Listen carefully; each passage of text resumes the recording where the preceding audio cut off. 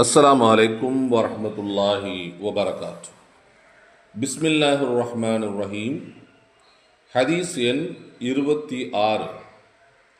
An Zubair பின் முத்இம் ரலியல்லாஹு அன்ஹு அன்னஹு சமிஅ அன்-நபிய்ய ஸல்லல்லாஹு அலைஹி வஸல்லம் யகூல் லா யத்குல் ஜன்னத காத்திஉர் ரஹ்மி ரவாஹு அல்-புகாரி வ முஸ்லிம்.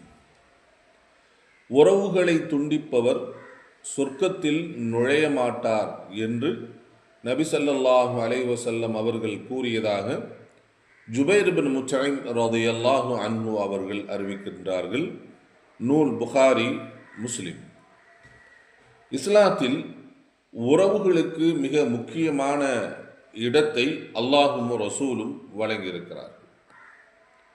குர்ஆனில் பல இடங்களில் அல்லாஹ் சுப்ஹானஹு வ தஆலா உறவுகளோடு சேர்ந்து வாழ வேண்டும், உறவுகளை ஆதரிக்க வேண்டும், உறவுகளிடத்தில் நல்ல முறையில் நடந்து கொள்ள வேண்டும் என்கிற இந்த உபதேசத்தை அல்லாஹ் குர்ஆனில் பல இடங்களில் நமக்கு வலியுறுத்தி இருக்கிறார்.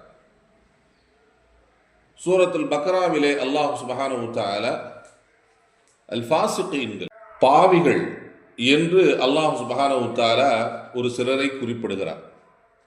அவர்கள் யார் என்றால், அல்லதீன யன்குதூன அஹ்தல்லாஹி மின் பஅதி மீசாகிஹி, அல்லாஹ்விடத்தில் உடன்படிக்கை செய்ததற்கு பின்பாக நாங்கள் இதெல்லாம் செய்வோம் என்று அல்லாஹ்விடத்திலே நாம் என்ன செய்திருக்கிறோம்? உடன்படிக்கை செய்திருக்கிறோம்.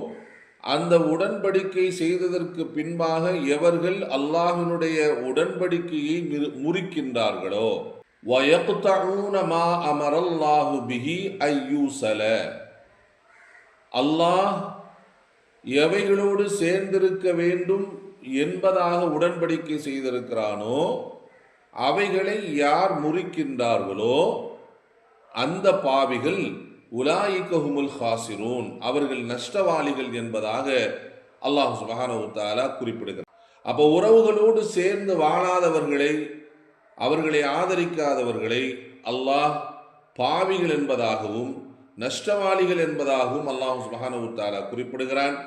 அந்த அடிப்படையில் தான் நபி ஸல்லல்லாஹு அலைஹி வஸல்லம் அவர்கள் யார் உறவுகளோடு சேர்ந்து வாழாதிருக்கிறார்களோ, உறவுகளை துண்டித்துக் கொள்கிறார்களோ அவர்கள் சொர்க்கத்திற்குள் நுழைய மாட்டார்கள் என்று இந்த ஹதீஸில் குறிப்பிட்டிருக்கிறார்கள்.